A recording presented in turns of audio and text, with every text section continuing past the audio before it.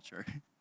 We have this interesting idea of the afterlife. It's this vague, positive, nice place where you get everything you've ever wanted and where you definitely go. The main point is to go and to reunite with your loved ones, your long-lost relatives, right? Except the ones you don't like. They're not there for some reason. None of them are. They're in the other place. And your dead pets, of course. And everyone goes there because everyone's a very nice person. That's what it takes to get into heaven, right? That's what we think anyway. And the belief in some sort of afterlife in America is actually remarkably high for a country that is going further and further away from traditional beliefs. Only 17% of Americans now do not believe in any sort of afterlife at all. So what happens when we die? Well, the belief that something happens, that you're not nowhere, is nearly universal. But how you get there and where you go has been remarkably different. So what did Jesus teach about what happens when you die? I mean, this is one of the most important questions of life. If we only get these 80 or 100 or 75 or whatever it is for you, I eat bacon, so it's probably going to be like 68, right? Years on this earth, and we get like eternity in the next, then this is the most important question you can ask. But it's also a scary question, so it's easy to ignore. And so this morning, we're going to be reading this fascinating parable that Jesus gives that helps us answer a little bit of this question of what does happen when I die. It starts in verse 19. Jesus starts the parable, and this parable is so interesting. It only shows up in the Gospel of Luke out of the 4 Gospels. Very interesting. Jesus says this: there was a rich man who was dressed in purple and fine linen and lived in luxury every day. So if you're familiar with Jesus' parables, there's stories and illustrations that he tells to teach you something. And often you'll get these characters that starkly contrast one another. And so we start with this first character, and we're going to call him Richie Rich, right? Few 90s kids in here, okay? So this is Richie Rich. And Richie Rich is wearing Gucci and a Rolex everywhere he goes. He goes to those restaurants. They don't let me into these restaurants. They're the ones they put like foam on your plate and you eat that for dinner. I don't know why, right? Like his greatest struggle in life is that the Wi-Fi doesn't reach the 3rd level of his yacht. Like he's just, that's him, right? He's super rich and he wants you to know it. He has found his identity in riches. So that's the first character in this parable. The second is in verse 20. At his gate was laid a beggar named Lazarus, covered with sores, and longing to eat what fell from the rich man's table. Even the dogs came and licked his sores. So Richie Rich's house is so palatial that it has its own gate. And at this gate, there's this man named Lazarus, and he's sitting at the gate. Now, in all of Jesus' parables, there's only one time that he gives a proper name to one of the characters in his parables, and it's this: Lazarus. And I think he does it because he wants you to empathize with the person and the poverty of Lazarus and what he is going through. Begging in the first century was different than maybe what we see sometimes today.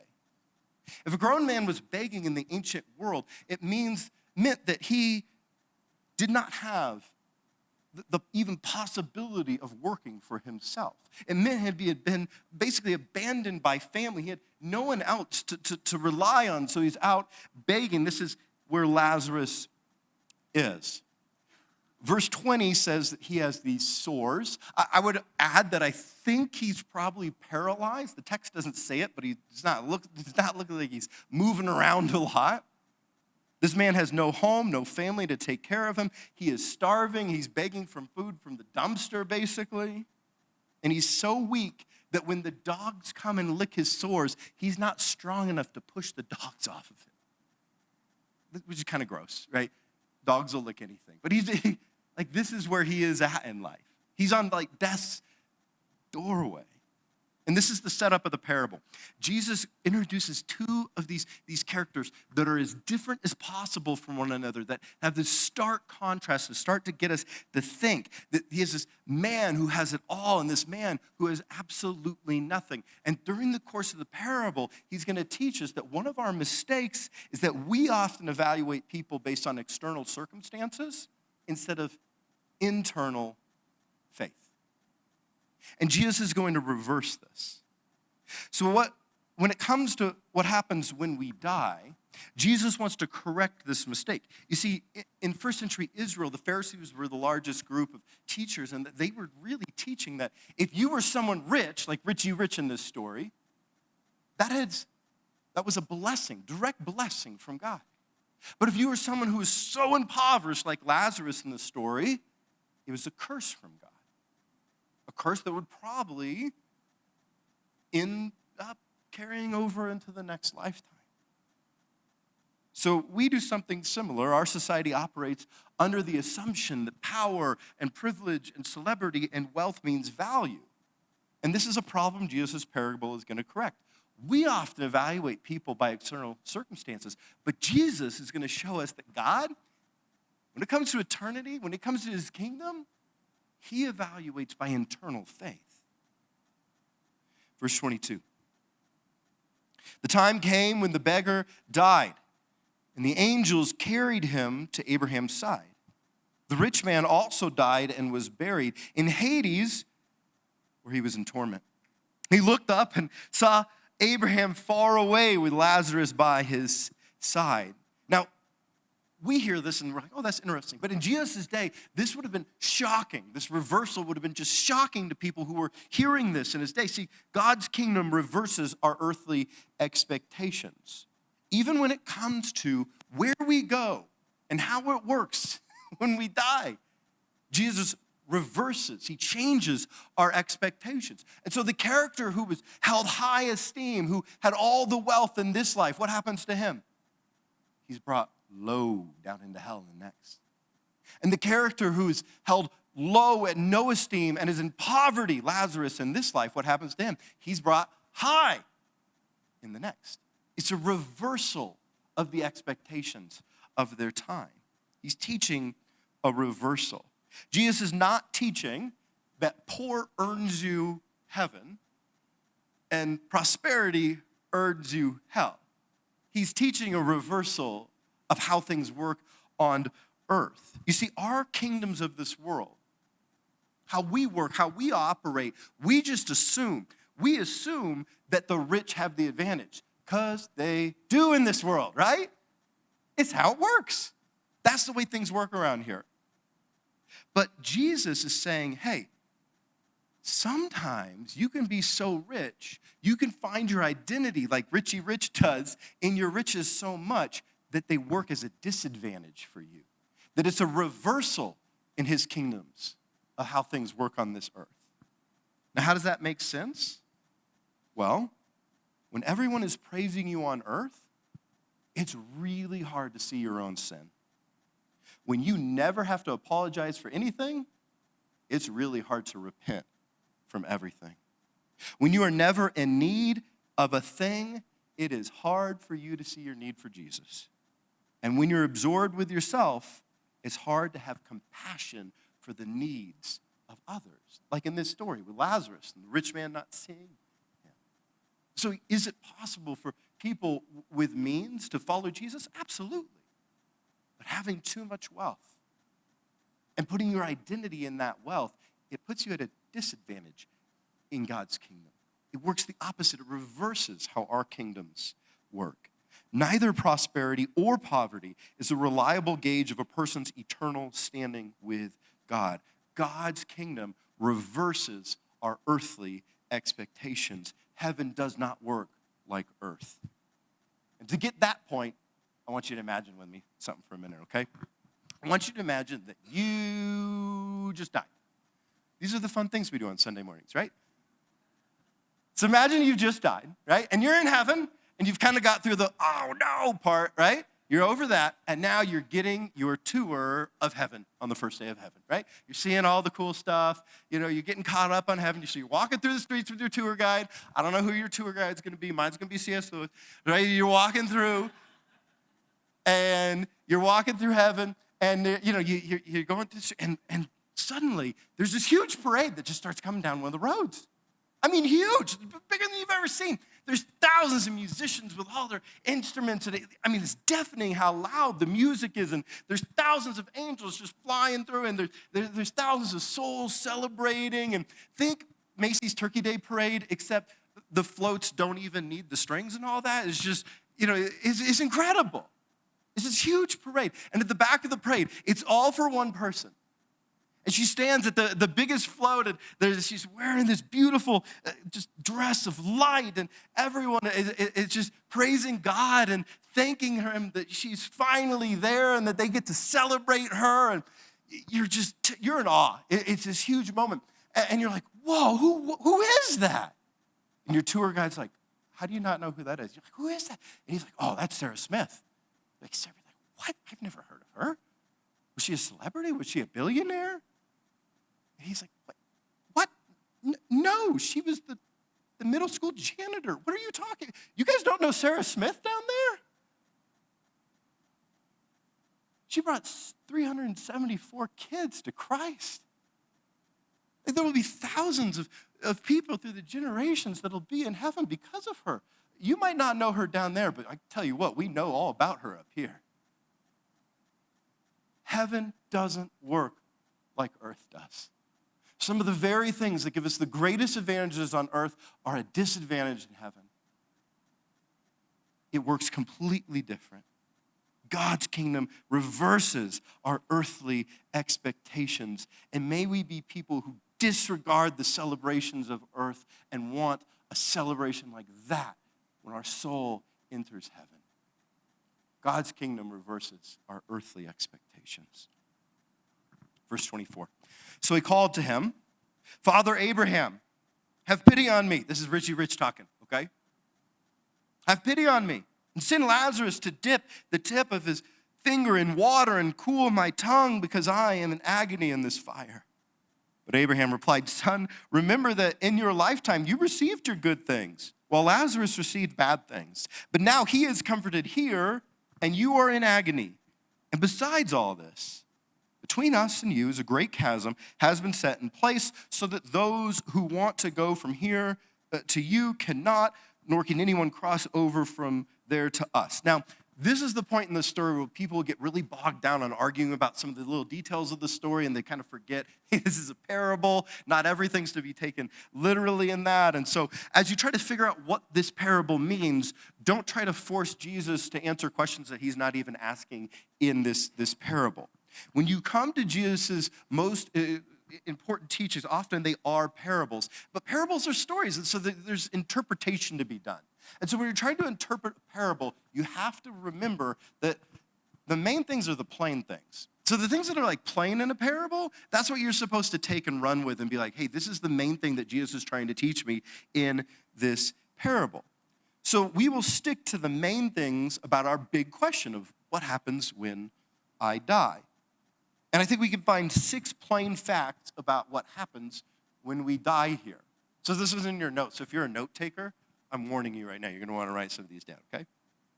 So there are 6 plain things, they're the main things that you can come away with, hey, this is what Jesus is teaching about in this parable, about how it happens when we die. First, all souls survive death and enter into an eternal afterlife. We say that in verses 22 and 23. This is not the end. Second, that afterlife consists of 2 and only 2 places. That's what you see here, right? Heaven and hell. You and us. That's it. That's it. Verse 26. No third place. Purgatory was invented in the 12th century. It is nowhere in the Bible. There's 2 places. Third, there is a chasm between these 2 places, and you don't move across that chasm. Verse 26. Fourth, the place of heaven is a place where people of faith, that's represented in the person of Abraham, right, and Lazarus, people of faith go to when they die. It is a place of comfort. That's what verse 25 says. It's a place of comfort. Fifth, the place of hell or Hades is a place of torment, verse 23 calls it, and agony, which is what verses 24 and 25 call it. And sixth, and maybe most importantly, there is no crossing the chasm. There's no going back and forth between these 2 places. Verse 26 makes that painfully clear. You cannot, it says, go back and forth. You can't. So that's the main points of this parable. That what happens when we die? Well, eternity has a chasm that cannot be crossed. There's no passageway between heaven and hell. You can't take the RTD. You can't even get like an Uber Black between the two of them, right? Like it's just, you can't go. Your eternal fate is sealed upon death. Earth is the place where decisions are made, and eternity is the place where those decisions play out forever. Eternity has a chasm that cannot be crossed. But modern Americans don't agree with this. Most modern Americans really disagree with Jesus on what he's teaching us. According to a Gallup survey, 12% less people today believe that hell is real versus just 2001. Right? Pew Research found that even 58% of people who claim to be Christians believe that people from every faith can end up in heaven. And a study by Arizona Christian University found that nearly half of Americans believe that all souls will have the exact same outcome in the afterlife. Meaning that the predominant view of Americans today is that there is no chasm between heaven and hell, because there doesn't need to be. Nobody's going to hell.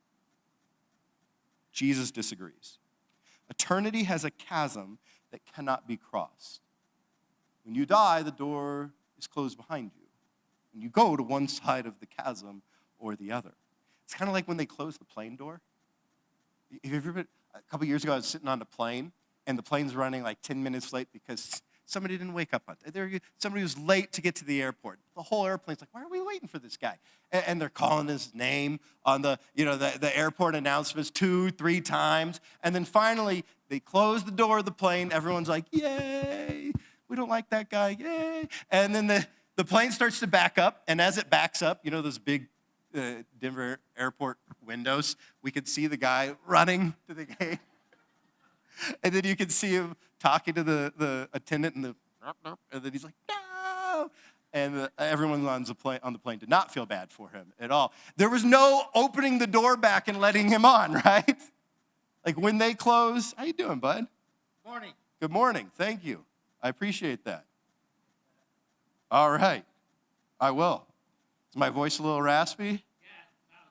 Yeah, I've got a little, been coming back from an airplane here, so yeah. I'll chat with you after the service, though. Thanks for being here, man. All right, thanks. Yeah, so eternity has this chasm that cannot be crossed. It's like an airplane door being closed. Verse 27, he answered, then I beg you, Father, send Lazarus to my family. For I have 5 brothers, let him warn them, so that they will not also come to this place of torment. So if you could talk to someone in hell, they would be the greatest evangelist you'd ever talk to, because they would very much not want you to join them there. Verse 29, Abraham replied, they have Moses and the prophets, let them listen to them. Meaning, Richie Rich, I'm not going to be sending Lazarus to your brothers to tell them about heaven and hell, because God already told them in the Bible. Verse 30. No, Father Abraham, he said, but if someone from the dead goes to them, they will repent. He said to him, if they do not listen to Moses and the prophets, they will not be convinced even if someone rises from the dead. So this is the point of the parable, but it's a little confusing.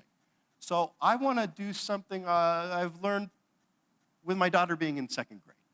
I have a 7-year-old, and her homework lately has been that she has to circle verbs in the sentence, okay? So all we have to do is circle some verbs in the sentence, and we'll figure out what Jesus is trying to teach here. If you want to know what Jesus' point is, look at the 3 actions that he asks of the brothers, right? So what would be the 3 actions, the 3 verbs that the brothers would need to do in order to be saved, end up not in hell with their brother Richie Rich? Well, they would need to repent, they need to listen, and they need to be convinced. So how did Lazarus end up in heaven and Richie Rich end up in hell? Well, whether you spend eternity on the heaven or hell side of the chasm is based on whether you repented to, listened to, and were convinced of Jesus' salvation here on earth. And here, Jesus actually implies his resurrection. So verse 31 says, if even someone rises from the dead. And then verse 30 already said, if someone from the dead goes to them. Now, who do we know who came back from the dead? Well, it's Jesus, right? And so he's talking about his resurrection before he has even died. But of course, there are still people who do not believe, which is Abraham's point in verse 31. So what happens when I die? Your side of the chasm is contingent on being convinced of Jesus. Repent, listen, and be convinced. That's why Lazarus ended up in heaven. Repent means turn from your ways. Admit that you're not perfect, that you are broken, that you are a sinner, and turn towards Jesus. Listen to Jesus, meaning will you listen to him and will you follow him as Lord in your life? And be convinced, meaning will we have faith in Jesus' death and resurrection? Your side of the chasm is contingent on being convinced of Jesus. Remember, God evaluates people on internal faith, not external circumstances. That's why Richie Rich could end up in HE double hockey sticks and Lazarus could end up in heaven. It's God's great gospel reversal. But most people don't believe this. A 2020 survey found most Americans, even most self-identified Christians, say that doing good things gets you to heaven. But Jesus disagrees. Jesus saves us, not ourselves. It's a gift of grace, not an earned paycheck. Your side of the chasm is contingent on being convinced of Jesus. So what's the point of this interesting, fascinating, different parable? Well, there's this enormous question we have in life, right? What will happen when I die? Well, nearly all humans in all times and places instinctively know that something happens. And when you die, that you're not nowhere, you are somewhere. The question is where. Now, for those of us who follow Jesus, you would say, I am a Jesus follower. The lesson here is clear. That just like the rich man wanted to tell his brothers because he had a passion, we should have a passion to tell others too. What happens when I die? I'll find myself on one side of the chasm. And for those of us still trying to figure out faith, I believe God has you here right now in this moment for a reason. That you're not here on accident. It's the perfect Sunday to be here because the reality is that you will die someday. And you will spend the 73 billion gazillion years somewhere of eternity. The question is, what side of the chasm will you be on? I think we all want to be on one side of that chasm. And there's only one way to do that, and it's Jesus. And just like this story, there's a stark reality. There's two sides of the chasm, and we all want to someday be on the heaven side. But just like in this story, the reality is we won't all be there. The only way to get there is to repent, listen, and be convinced of Jesus Christ, to believe. The truth is that you don't drift into heaven, you decide on it because you have to decide on Jesus. Imagine like this. There was once a wealthy grandfather. He had a big family, and so he called all of his family into his home. And he said, I want you to come visit me. I'm taking care of the last of my things, and I'm filling out some paperwork, so please come visit me. And well, over the next few weeks, half the family, 3 of the people came, and 3 of them didn't. So the rich grandfather, he dies, and they're reading his will at his lawyer's office. And as they read the will at the lawyer's office, 3 of the people find out that they weren't mentioned in the will. Everyone expected that day when they showed up that they were getting something, but 3 of those people are missing from the will.